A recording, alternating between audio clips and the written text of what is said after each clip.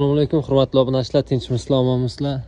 Bugun ertalab uyqudan tursam, chopon telefon qilyapti. Ha desam aytadi, "Ke bugun haq beraman" deydi. "Nima haq berasiz" desam, "Qo'y so'ydim" deydi. "Nima so'ydingiz" desam, "Yomg'ir yog'yapti, yomg'ir zo'r bo'ldi" deydi.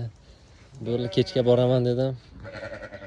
Bugun choponlarning kuni keldi, mana yomg'irlar yog'ib, o'tlar yana qaytadan chiqyapti yerdan.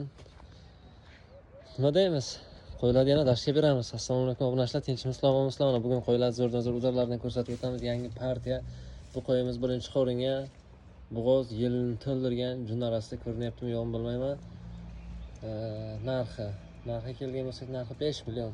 Hali tish buzmagan qo'zi birinchi qoringa. Bormi shunaqasidan? Bolasidan ayrilgan emas, boshqa emas. Yondagilar ham xuddi shunday, birinchi tug'ishga, ikkinchi tug'ishga bo'g'oz qo'ylar. Narxlari mana shu xonani boshlaymiz. Biz 5 million emas, u chakadagisi 4,5 milliondan boshlab beraman. 5, 5,5, mayli 6 million bu xona patologiya. Bu xonamizga kelgan bo'lsak, mana shu qo'yimizdan boshlaymiz. Bunisi qo'yimizni 5 million qilib qo'yamiz. Yerlarini yarim qilgan ikkinchi qo'ringa. Qizil qo'ylarimizdan ham bor. Bu tarafda ham bor, sariqlardan ham bor. Kimga qiziq bo'lsa, pastdan qoldiraman, aloqaga chiqaverasizlar. Ona bolalardan ham bor. Pastdan qoldiraman, dastavkalari ham bor.